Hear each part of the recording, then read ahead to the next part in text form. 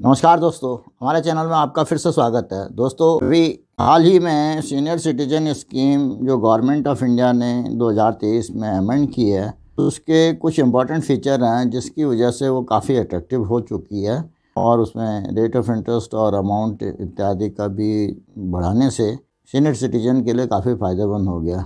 लेकिन जो आजकल बैंक के रेट हैं और जो लोग बैंकों से रिटायर हो चुके हैं, सीनियर सिटीजन हैं, उनके लिए फ़िक्स डिपॉजिट स्कीम ज़्यादा बेटर है बजाय कि सीनियर सिटीजन सेविंग स्कीम के।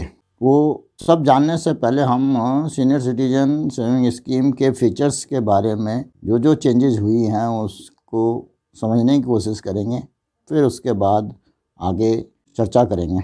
हाल में जो सीनियर सिटीजन स्कीम 7 नवंबर 2023 को नोटिफाई की गई है गवर्नमेंट के बजट में, उसके कुछ इम्पॉर्टेंट फीचर्स हैं, उनको हम डिटेल में डिस्कस करेंगे। यह स्कीम 7 नवंबर 2023 से लागू की गई है। स्कीम का नाम है senior citizen saving scheme amendment scheme 2023। Senior citizen scheme में कब खाता खोला जा सकता है उसके लिए टाइम लाइन है। Senior citizen saving scheme can be open within 3 months from the date of retirement benefits. ये है उन लोगों के लिए जो कि गवर्नमेंट से या कहीं किसी इंस्टीट्यूशन से रिटायर होते हैं, तो उनके लिए। अगर कोई व्यक्ति 8 साल का पूरा हो जाता है तो उसके लिए यह स्कीम ओपन है, वो कभी भी इस स्कीम को ज्वाइन कर सकता है। अब इस स्कीम में अमेंडमेंट के बाद सीनियर सिटीजन का जो अकाउंट है वो स्पाउस के नाम से भी खोला जा सकता है। तो उन केसेस में कि जब कोई गवर्नमेंट एम्प्लॉय है वो 50 साल की एज अटेंड कर लेता है और उसकी डेथ हो जाती है, तो उसके जो रिटायरमेंट बेनिफिट्स होंगे उसके स्पाउस को मिलते हैं, तो उनके अमाउंट से वो सीनियर सिटीजन अकाउंट खोल सकते हैं। उस में और कई कंडीशंस भी हैं जिनको कि पूरा किया जाना ज़रूरी है।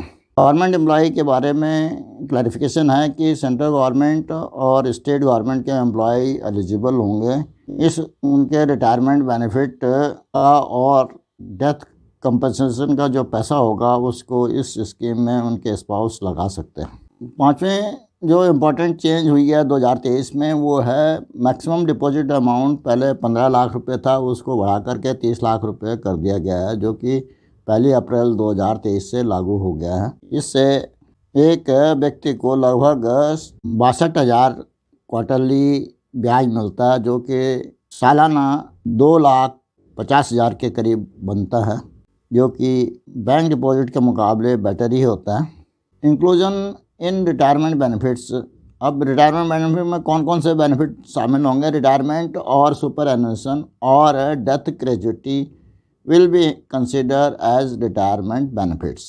जब कभी भी यदि किसी रिटायरमेंट का फंड मिलता है, जैसे आर्मी पर्सनल हैं तो उनको 60 साल से पहले भी अलाउड है, तो उन केसेस में ये पूरे फंड अलाउड होते हैं।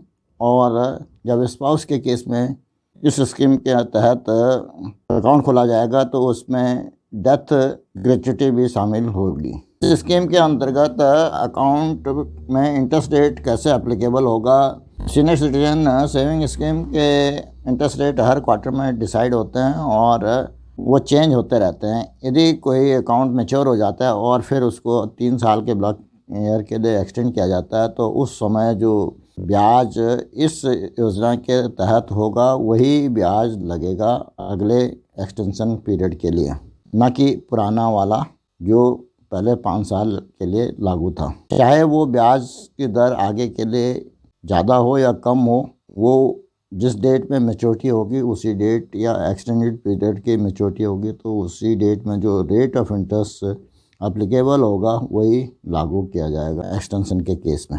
2023 में जब शुरू में एक अमेंडमेंट किया गया था, तो जब एक्सटेंशन के लिए कोई व्यक्ति अप्लाई करता था और उसके 1 साल के अंदर अंदर ही उसको प्रीमेच्योर पेमेंट कराना चाहता था, तो उस केस में उस साल का ब्याज नहीं मिलता था। लेकिन इसको अब चेंज कर दिया गया है और अब एक्सटेंशन के 1 साल के अंदर यदि कोई प्रीमेच्योर बंद कराना चाहता हो तो केवल 1% डिपॉजिट का अमाउंट काट करके बाकी बैलेंस अमाउंट अकाउंट होल्डर को दे दिया जाएगा। closure of account. After closure of existing account, a new account may be opened again as required by depositor subject to the maximum deposit limit. अगर कोई व्यक्ति अकाउंट को बंद करना चाहता है और वो उस समय उसका पैसा ले लेता है और फिर दोबारा जब उसके पास फिर पैसा होता है तो वो फिर उस एक सीनियर सिटीजन स्कीम के तहत एक अकाउंट या और ज़्यादा अकाउंट खोलना चाहता है तो वो खोल सकता है जो मैक्सिमम लिमिट है उसके अंतर्गत। अगर किसी सीनियर सिटीजन स्कीम के अंतर्गत अकाउंट होल्डर की डेथ हो जाती है तो उसके स्पाउस को उसी पुरानी टर्म्स एंड कंडीशन पर उस अकाउंट को कंटिन्यू कराया जा सकता है अगर वो एलिजिबिलिटी क्राइटेरिया को पूरा करते हैं, जैसे कि 60 साल की उम्र हो गई हो और साथ में वो अकेले नॉमिनी हों।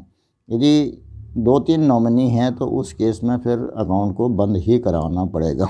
इस स्कीम में अब एक बहुत बड़ी चेंज कर दी गई है और इसको काफ़ी फ्लेक्सिबल बना दिया गया है, क्योंकि जब कभी भी अकाउंट मैच्योर होता था तो उसको केवल 3 साल के पीरियड के लिए ही एक बार एक्सटेंड कर सकते थे, लेकिन अब हर 3 साल बाद कई बार एक्सटेंड कर सकते हैं।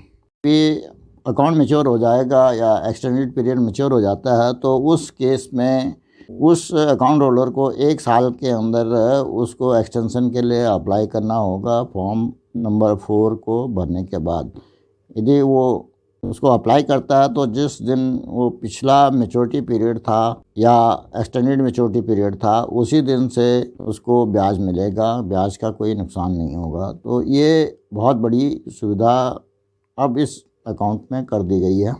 तो सीनियर सिटीजन स्कीम के फीचर्स देखने के बाद अब हम बैंक के डिपॉजिट स्कीम के फीचर्स भी देखना चाहेंगे।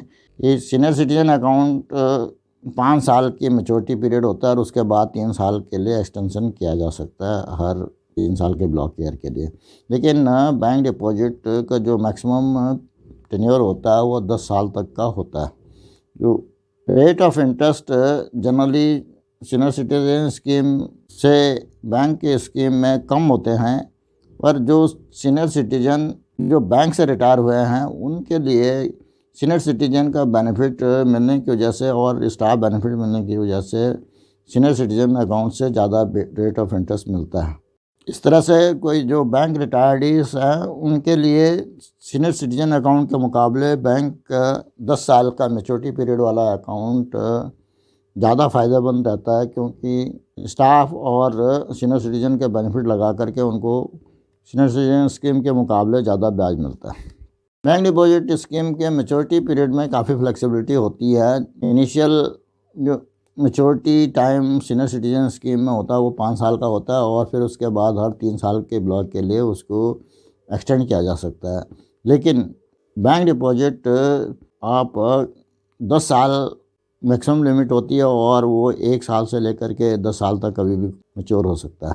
इंटरेस्ट रेट का रिस्क सीनियर सिटीजन स्कीम में ज़्यादा है, क्योंकि उसमें 5 साल का ही मैच्योरिटी पीरियड होने के बाद उसके बाद इंटरेस्ट रेट बदल जाते हैं, तो कई बार इंटरेस्ट रेट नीचे उतरने की वजह से पुराना वाला इंटरेस्ट ना मिलने के कारण इंटरेस्ट का घाटा होता है। जबकि बैंक में एक बार 10 साल के लिए फिक्स डिपॉजिट कराते हैं तो 10 साल तक वही रेट ऑफ इंटरेस्ट चलता रहेगा, तो इसलिए interest rate risk bank deposit के केस में काफ़ी कम होता है। तो अच्छी तरह से समझने के लिए हम सीनियर सिटीजन स्कीम के और बैंक के इंटरेस्ट रेट आज की डेट में जो हैं उनका कंपैरिजन कर सकते हैं। आज की डेट में यदि कोई रिटायर्ड बैंकर है और सीनियर सिटीजन तो होगा ही, तो उस केस में उसको 8.5% तक ब्याज मिल रहा है। ज़्यादातर स्टेट बैंक और बैंक ऑफ बड़ौदा और काफ़ी नेशनलाइज्ड बैंक इसी रेट पर रिटायर्ड बैंकर के फिक्स डिपॉजिट करवा रहे हैं। जबकि भारत सरकार के सीनियर सिटीजन सेविंग स्कीम में केवल 8.2% ही ब्याज मिल रहा है आज की डेट में। इसलिए 0.3% ज़्यादा होने की वजह से bank deposit senior citizen scheme के मुकाबले ज़्यादा इंटरेस्ट देते हैं। दोस्तों, इस तरह आपने देखा होगा कि इस वीडियो में जितना भी मैंने एक्सप्लेन किया उसके आधार पर ये कह सकते हैं कि 10 साल के फिक्स डिपॉजिट रिटायर्ड बैंकर के लिए ज़्यादा बेहतर हैं बजाय कि सीनियर सिटीजन सेविंग स्कीम जो भारत सरकार की है।